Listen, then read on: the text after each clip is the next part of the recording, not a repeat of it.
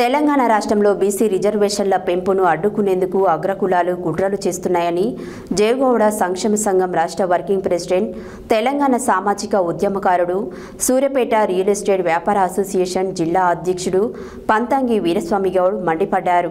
శుక్రవారం సూర్యాపేట జిల్లా కేంద్రంలో ఆయన మాట్లాడారు.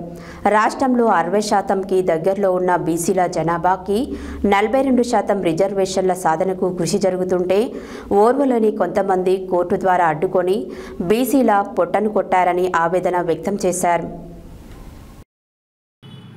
తెలంగాణ రాష్ట్రంలో బీసీ రిజర్వేషన్ల పెంపును అడ్డుకునేందుకు అగ్రకులాలు కుట్ర చేస్తున్నాయని జయగౌడ సంక్షేమ సంఘం రాష్ట్ర వర్కింగ్ ప్రెసిడెంట్, తెలంగాణ సామాజిక ఉద్యమకారుడు, సూర్యాపేట రియల్ ఎస్టేట్ వ్యాపార అసోసియేషన్ జిల్లా అధ్యక్షుడు పంతంగి వీరస్వామి గౌడ్ మండిపడ్డారు. శుక్రవారం సూర్యాపేట జిల్లా కేంద్రంలో ఆయన మాట్లాడారు. రాష్ట్రంలో 60%కి దగ్గరలో ఉన్న బీసీల జనాభాకి 42% రిజర్వేషన్లు సాధనకు కృషి జరుగుతుంటే ఓర్వలేని కొంతమంది కోర్టు ద్వారా అడ్డుకొని బీసీల పొట్ట కొట్టారని ఆవేదన వ్యక్తం చేశారు. గతంలో అగ్రకులాల కోసం ఈ డబ్ల్యూఎస్ రిజర్వేషన్ను తెస్తే ఏ ఒక్కరు కూడా వ్యతిరేకించలేదని గుర్తు చేశారు. తెలంగాణ ఉద్యమంతో పాటు ఎన్నో ఉద్యమాలలో ముందున్న బీసీలు నేటికి హక్కుల సాధన కోసం, రిజర్వేషన్ల కోసం ఉద్యమించాల్సిన పరిస్థితి ఉందని వాపోయారు. బీసీ ప్రజలంతా చైతన్యమై రిజర్వేషన్ల సాధనకు ఐక్య పోరాటాలు చేయాలని పిలుపునిచ్చారు. అవసరమైతే బీసీ మంత్రులు, ఎమ్మెల్యేలు, ప్రజాప్రతినిధులు రాజీనామా చేసి బీసీ ఉద్యమాన్ని ఉధృతం చేయాలని విజ్ఞప్తి చేశారు. ఈ కార్యక్రమంలో జయగౌడ సంక్షేమ సంఘం ఉపాధ్యక్షుడు జలగం సత్యం గౌడ్, జిల్లా గౌరవ సలహాదారుడు దేవత్ కిషన్ నాయక్, జిల్లా కోశాధికారి పాల సైదులు, ఖమ్మం పార్టీ అంజయ్య, ఆకుల మారయ్య, ఐతగాని మల్లయ్య, రాపర్తి జానయ్య, పట్టేటి కిరణ్, సారగండ్ల కోటేష్ తదితరులు పాల్గొన్నారు.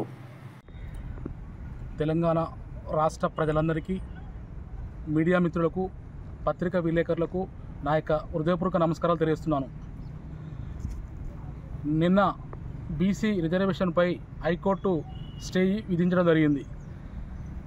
బీసీలకు రిజర్వేషన్ కల్పిస్తే బీసీలు రాజకీయంగా, ఉద్యోగ అవకాశాలతోనూ ఎంతో ముందంజలో ఉంటారు. కొంతమంది కుట్రపూరితంగా బీసీ రిజర్వేషన్ను చట్టాన్ని అడ్డుకుంటున్నారు. ఒక పార్టీ పేరు మీద ఒక పార్టీ పేరు చెప్పుకుంటూ కాలం గడిపిస్తున్నారు. బీసీలు తెలంగాణ రాష్ట్రంలో 42% ఉన్నారు. మరి మనం అందరం అన్నదమ్ములుగా ఉండాలని, వేరే ఉద్దేశం కాదని, బీసీలకు రిజర్వేషన్ పరంగా వస్తే ఉద్యోగావకాశాలు వస్తాయి, అందరం కలిసిమెలిసి అన్నదమ్ములాగా ఉంటాం తప్ప మరి వేరే ఉద్దేశం కాదు. కానీ కొంతమంది బీసీ రిజర్వేషన్ అడ్డుకుంటూ కక్షపూరితంగా వ్యవహరిస్తున్నారు. అసలు బీసీ రిజర్వేషన్ రావాలంటే గవర్నర్ ఆమోదం పొందాలి. బిల్లు పాస్ అయితేనే బీసీ రిజర్వేషన్ అనేది అమలవుతుంది. మరి అట్లాంటిది హైకోర్టు కూడా గవర్నర్ ఆమోదం మీకు తెలిపిందా అని పదే పదే అడుగుతూ నిన్న స్టే విధించడం జరిగింది.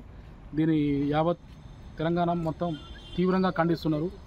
తెలంగాణకు ద్రోహం జరుగుతున్నది. కాబట్టి ముందు భవిష్యత్తులో కూడా ఇలాంటి చర్యలు తీసుకోవడం వల్ల ప్రజల్లో చైతన్యం పెరిగి అందరూ కూడా మరి ముఖకంఠంలో దీన్ని తీవ్రంగా ఖండిస్తున్నారు. కావున ఇప్పటికైనా మరి ఆనాడు తెలంగాణ రాష్ట్రం కోసం ఎంతోమంది మరి మంత్రి పదవులు కూడా తునపాయంగా పెట్టారు. మరి బీసీ నాయకులు, కేంద్ర రాష్ట్ర ప్రభుత్వంలో ఉన్నటువంటి, శాసనసభలో ఉన్నటువంటి, మరి క్యాబినెట్లో ఉన్నటువంటి మరి కేంద్ర రాష్ట్ర ప్రభుత్వాలు అవసరమైతే బీసీ నేతలు రాజీనామా పెట్టి మాకు చట్టసభల్లో రిజర్వేషన్ కల్పించాలని, రాజకీయంగా రిజర్వేషన్ కల్పించాలని ఎంతో మరి ఆశ, మొన్నటిదాకా బీసీ రిజర్వేషన్ వస్తుందని ఎంతో ఆశతో ఎదురు చూసిరు. కానీ ప్రజలు ఈ నిన్న వచ్చినటువంటి హైకోర్టు తీర్పు వల్ల, వాళ్ళు స్టే ఉంచడం వల్ల మాకు చాలా అన్యాయం జరుగుతుందని మరి తెలంగాణ ప్రజలందరూ కూడా తీవ్ర ఆందోళనలో గురవుతున్నారు.